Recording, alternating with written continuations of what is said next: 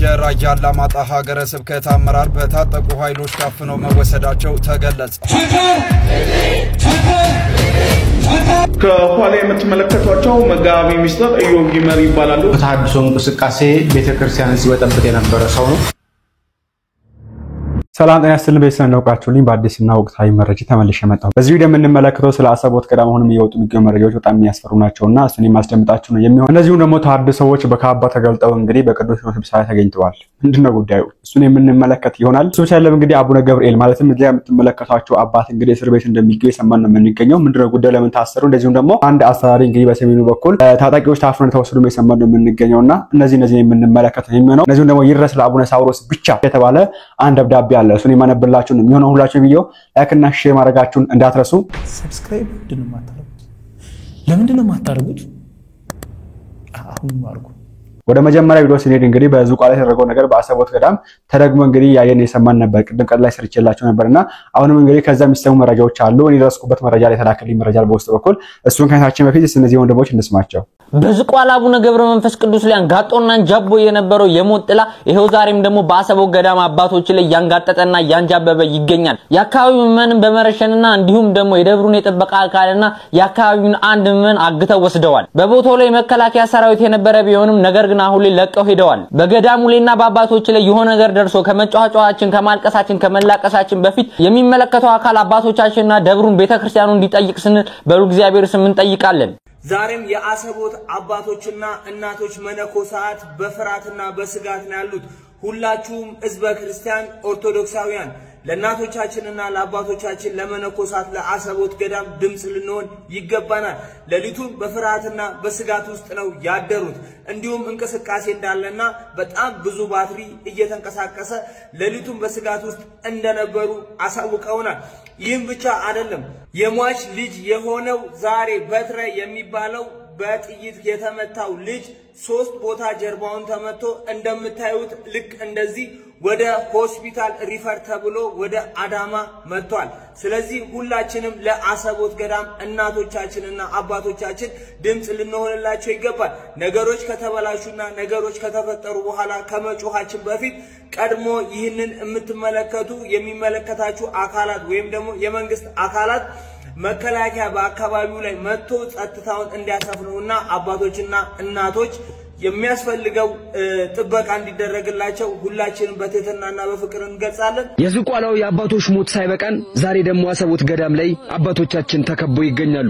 ኦርቶዶክሳውያን ባለማተቦች ይህን ቪዲዮ ኮፒ ሊንክ ሼር ሪፖስት ማድረግ ምናልባት የእነዚህን አባቶች ነፍስ ሊያድንልን ይችላልና አብስታችሁ ኮፒ ሊንክ ሼር ሪፖስት እያደረጋችሁ ለዓለም ታደርሱ ስል በሉል እግዚአብሔር ስም ጠይቃለሁ። ጮማን ሳይሆን ጥሬን የሚቆረጥሙ ትራስን ሳይሆን ድንጋይን የተንተራሱ ምግብን ሳይሆን አንጀታቸውን ያጠፉ የገዳማያን አባቶቻችን ዓለም በቃኝ ብለው በዋሻ ውስጥ እየጸለዩ ለሀገራችን ለኢትዮጵያ ለወጣቱ የሚጸልዩ አባቶች ዛሬ በታጣቂዎች መከበባቸው ያለው መረጃ ያመለክታል። እንደዚሁም የዛ ደብር እንግዲህ ዘበኛ ነው ጠባቂ እንደውም እስከ ልጁ በጥይት መመታቱ ያለው መረጃ ያመለክታል። እሱ እንደሞተና ልጁ እስካሁን በህይወት እንዳለና በሕክምና እርዳታ ላይ እንዳለ ያለው መረጃ ያመለክታል። ኦርቶዶክሳውያን ባለማተቦች ባካችሁን ኮፒ ሊንክ ሼር ሪፖስት እያደረጋችሁ ለሚመለከታቸው የህግ አካላት እንድታደርሱ ስል በሉል እግዚአብሔር ስም ጠይቃለሁ። አባቶቻችን በሰዓት ተጨንቋል፣ ተከበው ነው የሚገኙትና ባካችሁን የልጅነት ኃላፊነታችን እንድንወጣ ኮፒ ሊንክ ሼር ሪፖስት እያደረጋችሁ ለዓለም አድርሱ። በኋላ የታሪክ ተወቃሽና እንሆን ለአባቶቻችን ድምጻችንን እናሰማ። ኦርቶዶክሳውያን ባለማተቦች ፈተናው ወጀቡ የበዛበት ጊዜ ነው። እግዚአብሔር አምላክ ደጉን ጊዜ ለሀገራችን ለኢትዮጵያም ለተዋሕዶ ሃይማኖታችንም ያምጣልን። እንደምትሰሙት ነው እንግዲህ ምንም አዲስ ነገር የለም። እንግዲህ አሁን ጥበቃ ተደረገላቸው አባቶች በስጋት ላይ ነው የሚገኙት። ማታም በስጋት ላይ ነው ያደሩትና በጣም ነው የሚያሳዝነው። በየጊዜው በየአመቱ አሰቦት ገዳም እንደዚህ ቋላ ገዳም ይደጋግማል። ከዘይትም ብዙ አባቶች ተገድለዋል። እንደው ስራ ሳይንስ ያስተው ነበር እንደሚታወቀውና አሁን ደግሞ እንግዲህ እንደዚህ አይነት ነገር በታጣቂ ኃይል ተብሏል። ያው ታጣቂ የተባለው እንግዲህ በዛ አካባቢ የሚገኘው ኦነግ ሻኒ ነው። ያው እሱ ምላሽ ያልሰጠበትም ኦነግ ሻኒ ነው የሚል ነገር የሰማነው። ኤኒዌይስ በጣም ነው የሚያሳዝነውና ይሄ እንግዲህ አባት ያጣ መንጋ በየቦታው ይታሰራል፣ በየቦታው ይጮሃል። ማንም ድምጽ የሆነ አባት የለም። ተው ይሄን ነገር ብሎ የሚያወግዝ አባት የለም። እነሱን ከመግደላቸው በፊት እኛን ግደሉ ብሎ የሚናገር አባት የለምና አሁንም ቢሆን እንግዲህ ሰሚ ካለ የመንግስት አካላት መሆናቸው አባቶች ሱርታችን ሁሉ ወደ አሰቦት ገዳም ልታዩ መጠየቅ ፈልጋለሁ። እኔም በውስጥ ከተላከልኝ መረጃ አለ ተመሳሳይ ስለሆነ ኤኒዌይስ እናዳምጠን እንመለስ። እሺ ወንድሜ እንዴት ነህ? እንዴት አለ? አዎ ያው የተፈጠረው ነገር እኔ እንደዘገብኩት ያለው ነገር ነው። ለቴዶም የላኩለት እኔ ነኝ። ያው እንዳልኩ ሁለት ሰው ታግቷል። አንድ አካባቢ ሰው፣ አንድ ገዳም ሰው። ከዛ ውጪ ደግሞ አንድ ሰው ሞቷል። አንደኛው ደግሞ በሞትና በህይወት መካከል ነው ያለው። አሁን ላይ ሪፈር ተብሎ ዛሬ ማለት ነው ወደ አዳማ ናዝሪት ተልኳል። ስለዚህ ትላንትና ሌሊቱን በጣም በጭንቀትና በውጥረት ነበር ያደሩት። ድምጽ እየተሰማ ነው፣ ባትሪ እየታየ ነው፣ እንቅስቃሴዎች እንዳሉ እየተነገረ ነው ያለው። አሁን ከበድ ያለ ነገር እንዳይፈጠር ፍርሃት አለበት። ስለዚህ የምትችለውን አንተ ጥሩ አድርገህ ሰርተህ ላይክ ልቀቀው። ስለ ሁሉም ነገር እንግዲህ እግዚአብሔር ይድረስላችሁ። ይሄ ነው እንግዲህ አሁን ላይ ስጋት ነው የሚጎታ አባቶችና እባካችሁን የሚመለከታችሁ አካላት ዝም አትበሉ። ምን ይሻያላችሁ? ምን የምትሉት አካል ወይ መከላከያ መሳሪያ የለውም እዛ አቆማችሁ ራሱ መከላከያ የሚያችልን ኃይል አባቶችን አታስጨርሱ። እባካችሁን ማለት ፈልጋለሁ። እናንተ በወታደሮች በፌደራል መጠበቅ ያቃታችሁን መያዝ ያቃታችሁን ታጣቂ ኃይል እዛ ምን ይሻ እንዲጠብቅላችሁ እኔ በጣም ቀልደኞች ናችሁ በጣምና እንግዲህ ቀደም እንዳልኳችሁ አባቴ ያጣ መንጋ አባቴ ያጣ እረኛ ያጣ መንጋ በየቦታው ነው የሚታሰረው፣ በየቦታው ነው የሚገደለው፣ በየቦታው ነው የሚረሸነውና እነዚህ ደግሞ እንግዲህ ስማቸው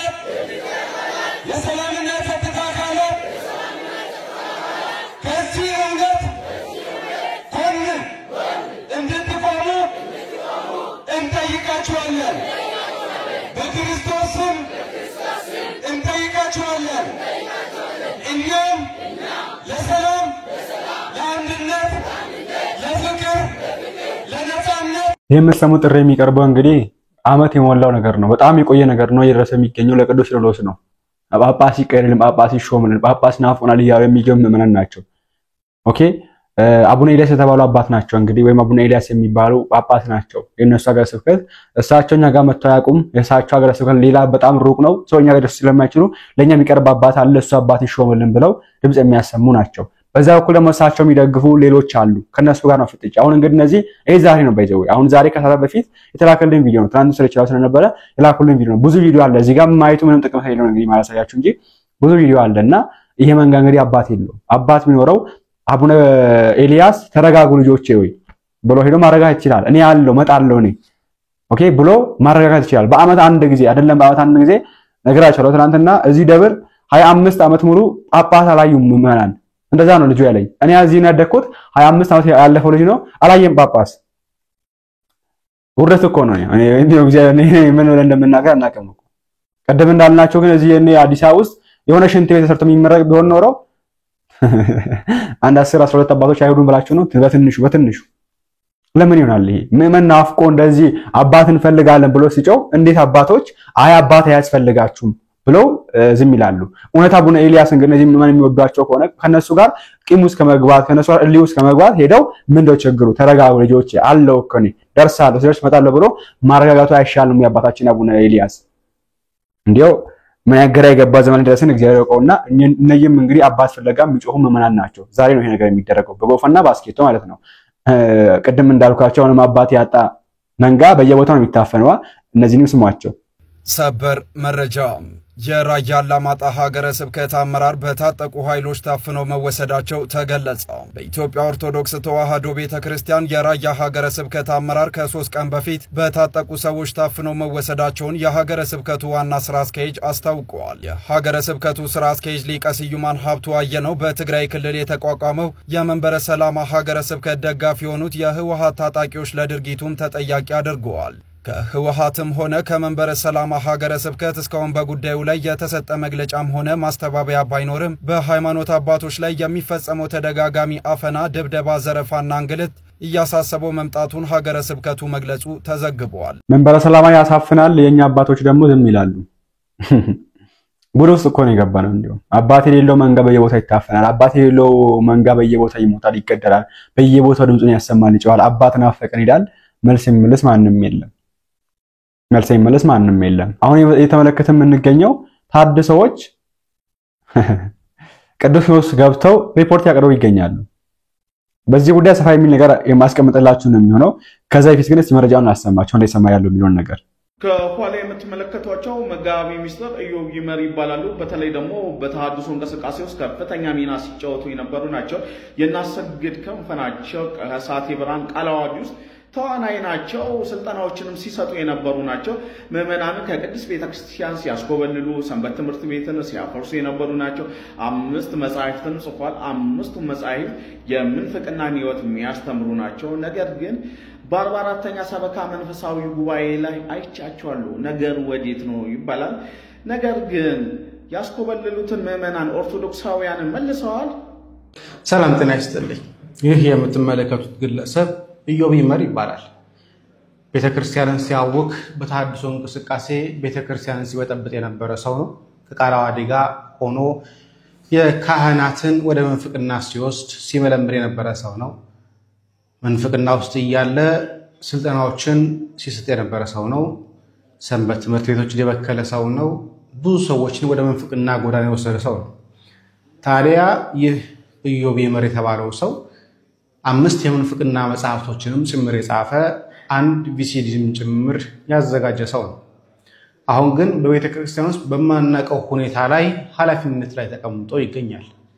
ይህን ጥያቄ ቤተ ክህነት እንዴት አይቶት እንደሆነ በማናውቀው ሁኔታ ላይ አሁን ሰበካ መንፈሳዊ ጉባኤ በነበረው ጉባኤ ላይ የጉባኤ ቡድን ባሲሊዮስን ወክሎ ፕሬዘንቴሽን ያደረገውም ይህ ሰው ነው።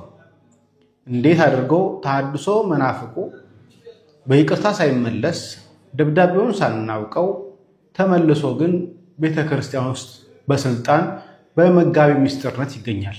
ለምን እንዴት እንደሆነ ግን እስካሁን ድረስ አናውቅም። ቤተክርስቲያን የሚያውቋት ቤተክርስቲያንን እየረበሹ ያሉ መናፍቃን ተሐድሶ ስልጣን እየተሰጣቸው ቦታ እየተሰጣቸው ምናልባት ቤተክርስቲያንን ኦፊሻሊ እንዲያውቁ ቦታ ተሰጥቷቸው ከሆነ አናውቅም። ግን ይህ ሰው እስከምናውቀው ድረስ ኢዮብ ይመር የተባለው ሰው መናፍቅ፣ ተሐድሶ፣ የቤተክርስቲያን አማጺ፣ ቤተክርስቲያንን በተለያየ ጊዜ ሲሰድባት ሲያንቋሻት የነበረ ሰው ነው። አሁን ግን መጋቢ ሚስጥር የቅኔ መምህር ተብሎ ተቀምጧል። እንዴት እንደሆነ ግን እስካሁን ድረስ አላወኩም። እንደምትሰሙት ነው እንግዲህ እኔ ግራ የገባ ጊዜ እኮ ሊራስ ነው። ግራ የገባው ጊዜ እኮ ሊራስ ነው። እኔ አሁን ይሄ ሰው ተመለሰን በለሽ ታድሶ ነበር ተመለሰን በር ቢመለስ ቤተክርስቲያን ሊቃውንትን አታ ነው አባቶችን አታ ነው ሰው አታ ነው ከታድሶ እንቅስቃሴ የተመለሰን ሰው ገና ወስ ያልጠራን ሰው ስልጣን ሰጥተው መጋቢ ሚስጥር ብለው ለዛውም እዛች ቦታ ቆመው ከሱ ሪፖርት የሚሰማው እሱ ጉባኤ እዚህ መጥቶ ስልጣን የሚሰጠው በየአዲስ አበባ አጥበቅ ቤተክርስቲያን እየሄዱ ተከፋፍለው ሲያሰሙ የነበሩ ናቸው። በመስቀል ሰዓት ላይ በጣም ብዙ ውከት ያነሱ ናቸው። በጊዜው የነበሩ ሰዎች ታውቃላችሁ፣ መረጃ ያላችሁ። ይሄን ሰው መልሶ ስልጣን ሰጥቶ እኔ እኮ ግራ እያባዛ ነው። አባቶች ምን እንደተፈለገ ምን ያረጋችሁ እኔ አላውቅም። እግዚአብሔር ይወቅላችሁ። እናውቃለን። ታድሰው ናቸው አባቶች እንዳላችሁ እናውቃለን። መናፍቅ ናቸው አባቶች እንዳላችሁ እናውቃለን። ጳጳሳት ነው እናወራው። ስለ ጳጳሳት ነው ያወራ የምገኘው። ጳጳሳት ውስጥ መናፍቅ የሆኑ ጳጳሳት እንዳሉ እናውቃለን። ታድሰው የሆኑ ጳጳሳት እንዳሉ ግልጽ ነው፣ እናውቃለን። ግን በዚህ ልክ ምንም መናቅ ነው ይሄ። አንድ ሰው ሲወጣ ሲወገዝ ኦፊሻሊ ህዝቡ ሁሉ ያውቃል፣ ይወገዝ ለህዝቡም ይነገራል። እከሌ ተወግዟል ተብሎ ይነገራል። ሲመለስ አይነገርም። ተመልሶ እንኳን ቢሆን ሲመለስ አይነገርም። ይሄ በጣም ህዝቡን ንቀት መናቅ ነው። ህዝቡን መናቅ ነው። በጣም ነው የሚያሳዝነውና ከዚህም እንግዲህ ቀሲስ አሸናፊ ዘማሪ ቀሲስ አሸናፊ ካወቃቸው የተወደደ ቀን የሚለው መዝሙር የሚዘምሩት ታድሰው ነው ብለው ተወገዙ ጳጳስ። ከዛ በሆነ ሰዓት ላይ ወጣው አውርተው ያገለግሉ ነበር። ምንድነው ሲባል አይ እኔ እኮ ከጳጳሱ ጋር ችግር ነበረብኝ ታድሶ አልነበርኩም የሚል ነገር ይዘው መጡ። ስቲል ቀሲስ አሸናፊ ከአንዳንድ ሰዎች ጋር ጥል ናቸው እስካሁን ድረስ። በዚህ የተነሳ ይቅርታ አልጠየቁም፣ ቤተክርስቲያን ኦፊሻል ተመልሰዋል ብላ አልተናገረችም በሚል ለምን ላይ ነው ሲወገዙ በአደባባይ ይወገዛሉ፣ ሲመለሱስ በውስጥ ለውስጥ ይመለሳሉ። ብቻ በሪ ኑሮ ካንተ ይመለሳል ማለት እዛ በዛ ሐሳብ ለናና እንጂ 6 ወር ስልጣን አገኘው ከታድሶ ተመልሶ ለምን ይሆናል? ይሄ አባታታችሁ ነው። እውነት ዕውቀት ያለውን አባት ቅድስት ሥላሴ ተማሩን አባት ወጣታታችሁ ነው። ከታድሶ የመጣ ሰው ወዛም የምስጢር ስም ሰጠ ምንድነው የማዕረግ ስም ሰጣችሁ መጋቢ ምስጢር ብላችሁ እኔ አሁን መፈራው እነ በጋሻው እነ ትዛው ሲመለሱ ጵጵስና እንዳሰጣቸው ነው መፈራው ነው አታውቁትም ያላው አታውቁት አላችሁ በእርግጠኝነት አላቸው እናውቃለን በጣም ነው የሚያሳዝነው እዛ ቅኔ ቤት ምንድነው ወንበር ዘርግቶ 20 ምናምን 30 ምናምን የተማረው አባት በጥይት ይረፈረፋል እዚህ 2 ዓመት ተምሮ 3 ዓመት ተምሮ ኮሌጅ የወጣ ሰው ታድሶ ከታድሶ ሲመለስ ትልቅ ስልጣን ትልቅ ማድረግ ይሰጠውና ደሞዝኛ ሆኖ ቁጭ ይላል መጥቶ ውርደት ነው ይሄ እንደ ቤተክርስቲያን ወርደናል ይሁን ላይ እናንተ የአባቶች ችግር ነው ከዛ ውጪ ደግሞ ላይ እነዚህ ስናወራ ንቀት ይመስላችኋል አባቶችን ንቀን አባቶችን ማቃለል ፈልገን ይመስላችኋል አይደለም እኛ አባት አቀላችኋል አቡነ ገብርኤል ይባላሉ በሬቻ ሳቴሮ ሲባርኩ ነበሩ ያው ሁላችንም እናቃቸው አባት ናቸው እስር ቤት ነው የሚገኙት እንደምትመለከቷቸው እኛ አባት እንታስሩ አልተነገረም አልተሰማም ለምን መሳሻል አልተሰማም በጵጵስና ምን እንደሰጣቸው ማንም አልሰማም ጋር ሲጀምር በጫካ ነው ሾሙት ጋር ሲጀምር ስለዚህ በጵጵስና እንዳገኘው የሚያውቅ የለም ቆባጎ ሲሄዱ አይተናል ቤተክርስቲያን ሳተናቸዋል ከዛ ታስረው በምን ኬስ ታሰረ የሚለው ነገር I don't know ይሄው እዚህ ጋር እንግዲህ አስቀምጧል በኦሮሚያ ተጻፈው ነው ወይስ ግን ታስሯል የሚል ነገር ነው የሰማን የምንገኘው እና አባስ ጵጵስና ሲያገኝ አናቅም ታድሶ ሲመለስ አናቅም ሲታሰር አናቅም ሲታፈን አናቅም በቃ ጸበል ጠጡና ተመለሱ ብለናል ባለፈውማ ሄዱ ጸበል ጠጡ ተመለሱ ብራችሁን ብቻ አስገቡ የእንትን ሙዳውጣቱ ብር ብቻ እሱ ብቻ እንዳይቀር እንደዚህ ሐሳብ ያላቸው አባቶች አሉ ምን በቃ ምንም ጥያቄ ሳይነሳ ምንም ሳይጠይቅ ምንም ሳይናገር ሄዶ ብቻ ምን አድርጎ ይመለስ ጸበል ይጠጣ 10 በኩራትን ያስገባ ገና ከጀምሮ ከ10 በኩራት አያስተምሩም ባይዘው ችግሩው አትማርም እኮ ስለ 10 ማንንም አያስተምር ስለ 10 በኩራት የሚያስተምር የለም ልመና ነው በቃ ሁሉም ቦታ ስንመለከት እና እኛ አባት እንግዲህ አቡነ ገብርኤል ይባላሉ በጨረቃው ጳጳሳት ጊዜ አቡነ ሳውሮስ ናቸው የሾማቸው እና ለአቡነ ሳውሮስ እኚህን አባት አስመልክቶ የተላከ አንድ ደብዳቤ ይገኛል ለሳቸው ብቻ እንደው የተላከው ኢንቨስት ደብዳቤው ላምብላችሁ እዚህ ጋር እንደምትመለከቱ እንደዚህ ይላል ይድረስ ለብፁዕ አቡነ ሳውሮስ ለመንበረ ፓትርያርክ ጠቅላይ ቤተ ክህነት ዋና ስራ አስኪያጅ የደቡብ ምዕራብ ሸዋና የሸገር ሀገረ ስብከት ሊቀ ጳጳስ ይላል ይሄ ነገር እርሶን ብቻ ይመለከታል ይሄን ሰው አባ ገብርኤል ብለው ህገወጥ ጵጵስና የሾሙትና የተከበረውን የጵጵስና አስኬማ ያቀዳጁት እርሶ ኖት አሁንም እስከ አስኬማውን እርሶ እንደሰቀሏት እንዲያወርዷት ግድ ይሎታል በዚህ ሰው ጉዳይ አንድ አቋም የሚይዙ ከሆነ ሰዎች አልተረዱኝም እንጂ እኔ ለቤተ ክርስቲያኗ ይበልጥ እሰራለሁ የሚሉትን አሳማኝ አይሆንም ስለሆነም ይሄንን በጵጵስና እየቀለዱ ያለውን ጽንፈኛ ሞኖክሴ እስከ ፊታችን ሮብ ያለፈው ሮም በዛው እንዲህ በዛቸው የሚጻፉ ደብዳቤዎች ከኋላቸው ነገር አለ ምን መሰላችሁ አቡነ ሳውሮስ የተያዘ ፋይል አለ ማለት ነው እንዲህ በዛቸው የሚጻፍ ሆነ እስከዚህ ቀን መልስ ካልሰጠክ እንዲህ ያደርጋለሁ የሚባል ከሆነ የሆነ ፋይል አለ እነሱ ጋር እንቀጥልስ እንጨርሳቸው እስከ ፊታችን ሮቡ ብቻ መልክ ማስያዝ ይጠበቅበታል ካልሆነ ምን ብያችሁ ነበር የሆነ ነገር ከኋላ አለ እሺ ካልንም እንደሚወጣ ካልሆነ ከዚህ ጋር በማያያዝ ቀጣዩን ስራዎትን አብረን የምናየው ይሆናል ያው በሚስጥር እዚህ ጋር ያው በሚስጥር ያለ ቅኖና ከጫካ በቀጥታ አዲስ አበባ እና ሌሎችም ቦታ ያስገቡትን እንዳልተሰማ አድርገን አልፈናል ከየት ከጫካ የት ገብቷል 6 ኪሎ ገብቷል እንደዚህ አይነት ፋይል አላቸው የሚያውቁ ማን አሉ የሚያውቁ ኦርቶዶክሳውያን አሉ አይናገሩም አያወጡም እንደንትን ይጠቀሙታል እንደ ማስፈራሪያ ይጠቀሙታል ፋይል ነው ይሄ ነገር ከጫካ መጥቷል ተሹሟል ማን እንደሾመ አይታወቅም 6 ኪሎ ተቀምጧል ሆነ ጳጳስ ሰው ላይ ጠራ ከዛ አስኬማ አድርጓል ከዛም መናን ሲታረዱ አይመለከተውም እሱ ዶንኬ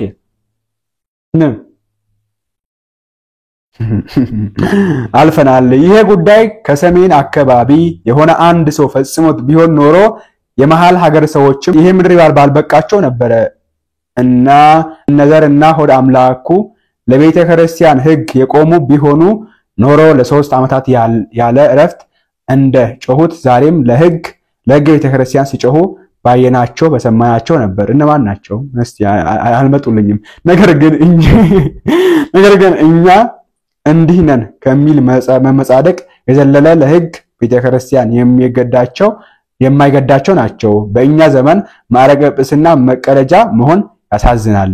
በጣም ነው የሚያሳዝነው። በጣም ነው የሚያሳዝነው።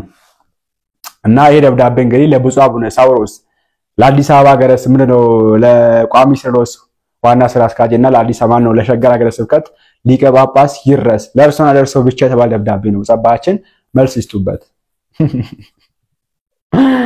ማስፈራሪያ መክሯል። እስከ ረቡዕ ተብለዋል። እንግዲህ እስከ ረቡዕ ካልወጣ እስቲ ምን እንደመጣ እንመለከታለን። አሁን ቀጣይ እንደው ጉድ ዘመን እኮ ይደረስነው። እንደው ምን ብለን መናገር ግራ ገባን እኮ። ምን ብለን ማንን ማውገዝ ማንን መቀበል እንዳለብን ማንን መቃወም እንዳለብን ራሱ ግራ ገባን እኮ።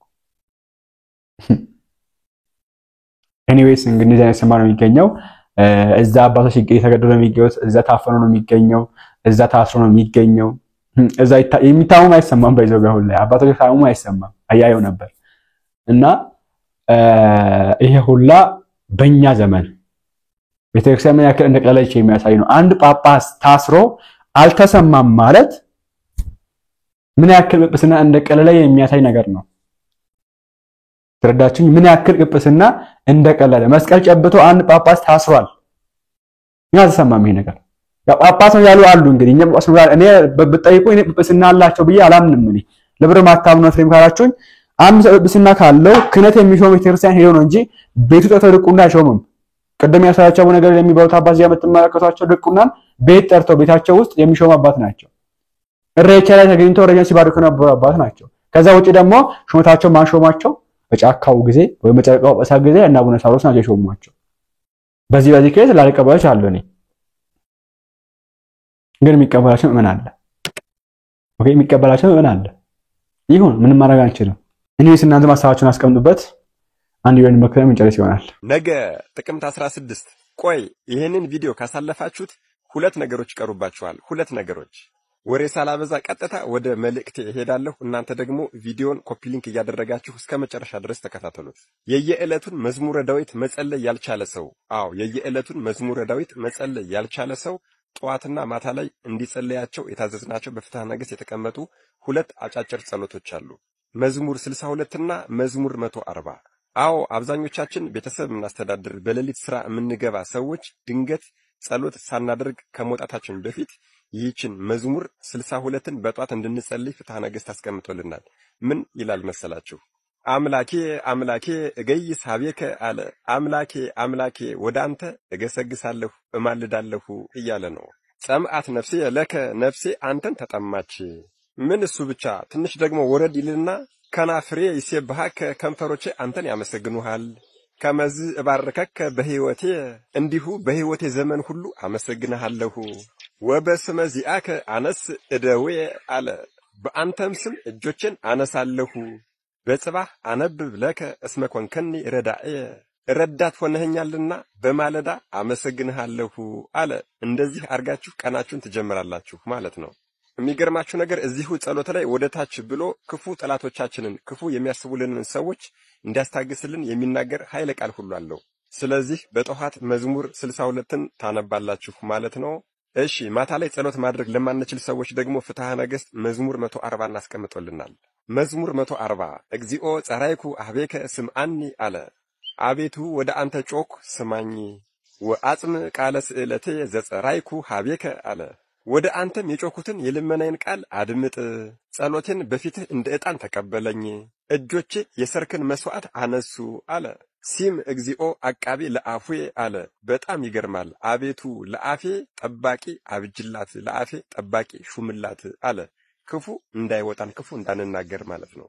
አብዛኞቹ ኃጢአቶች ማታ ላይ ስለሚሰሩ ኃጢአትን ለመስራት ምክንያት ለማመካኘት እንዳልበቃ አድርገኝ ሁሉ ይላል። ወረድ ይልና ደግሞ በጣም በሚገርማችሁ ሁኔታ እስመ ሀቤከ እግዚኦ አዕይንቴ አለ። በጣም ይገርማል። አቤቱ አይኖቼ ወደ አንተ ናቸው አለ። በዚሁ እንደተኛሁ ሞቼ እንዳልቀር እንደማለት ነው። ለዚህ ማረጋገጫ ደግሞ እዛው ላይ ወረድ ብሎ ምን ይላል መሰላችሁ? ብከ ተወከልኩ ኢታውፃ አለ ነፍሴ አለ። አቤቱ በአንተ አምኛለሁና ነፍሴን አታውጣት አለ። ይሄ ማለት እንደተኛሁ አትግደለኝ ማለት ነው። በሌሊትም መጥቶ ቤታችንን ሰው እንዳይሰብርብን እኛንም እንዳያጠቃን ቤተሰቦቻችንንም እንዳያጠቃን እዚሁ ላይ ይናገራል። እቀበኒ አለኮ ከሰወሩብኝ ወጥመድ አንተ ጠብቀኝ። አመፅንም ከሚያደርጉ መሰናክላቸው ለይደቁ ውስተ መስገርቶሙ ኃጥአን አለ። ኃጢአተኞች በወጥመዳቸው ራሳቸው ይውደቁ። እስከ አሐልፍ አነ በኃጢአቴ አለ እኔ ብቻዬን እስካልፍ ድረስ። በጣም አይገርማችሁም? እንግዲህ መዝሙረ ዳዊት በየቀኑ መጸለይ ያልቻላችሁ ሰዎች ጧትና ማታ እነዚህ ጸሎቶች ትጸለያላችሁ ማለት ነው። ሌላውና እጅግ በጣም የሚገርመው ብዙ አባቶች አባታችን ርዕሰ ሊቃውንት አባ ገብረ ኪዳንም ጨምሮ አስተምረውበታል። 150ውን መዝሙረ ዳዊት የምትተካ አንዲት ኃያል ጸሎት አለች ብለዋል። ይህንን የምለው እናንተን ለማስነፍ ፈልጌ ሳይሆን እግዚአብሔር እንደ ሰው አይደለም፣ እያንዳንዱን ሰው የልቦናውን ያውቃል።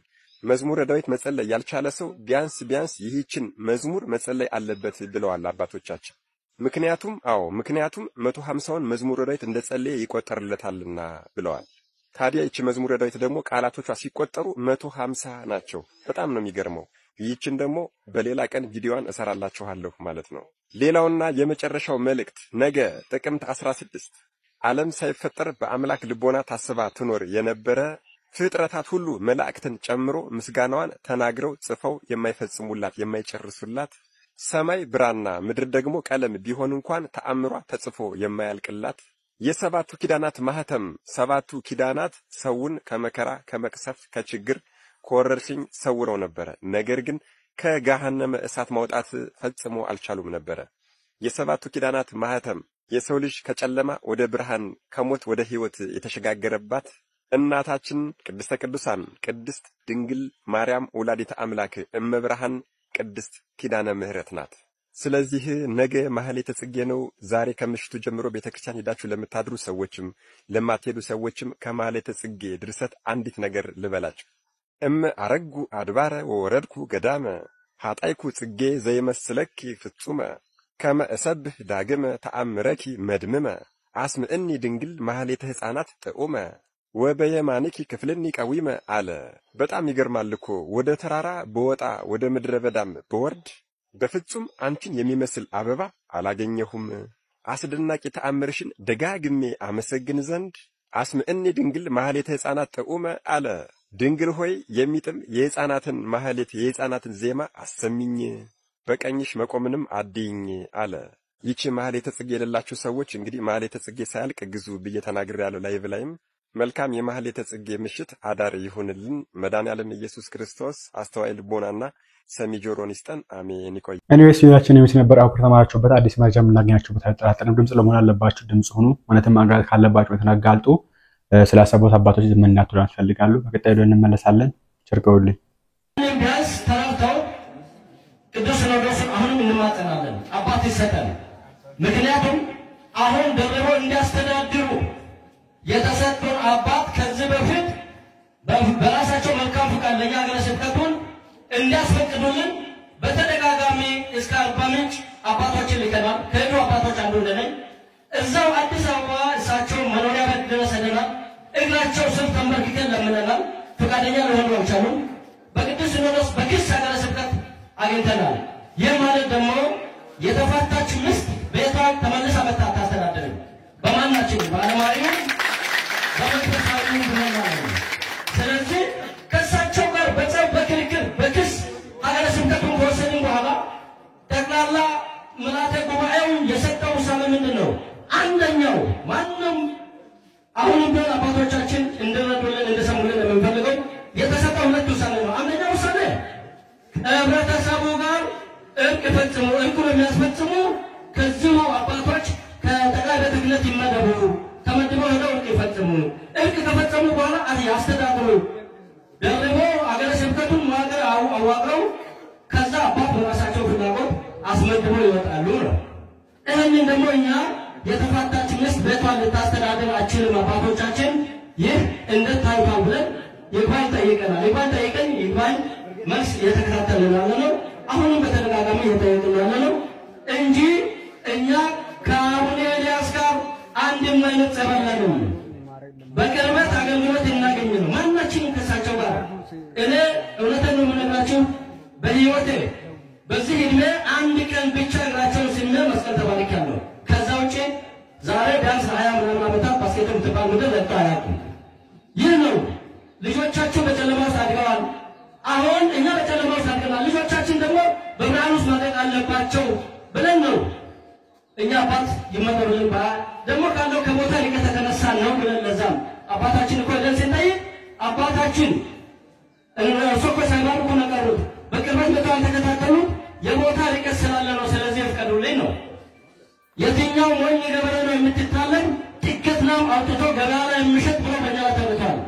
አንደኛው ያስቆጣል ይሄ ነው። ሁለተኛው ምን የተማረ ሰው ጎፋና ባስኬቶ አለና ሰው አላችሁ ለምታስተዳድሩበት ሀገረ ስብከት ማስተዳደር ማለት ሀገረ ስብከት መፈቀድ ማለት ለእናንተ ቀላል ነገር መስሏችኋል እንዴ ነው? ጎፋና ባስኬቶ መሀይማን ናቸው ማለት ነው። የተማረም ሰው የለም ባይሆን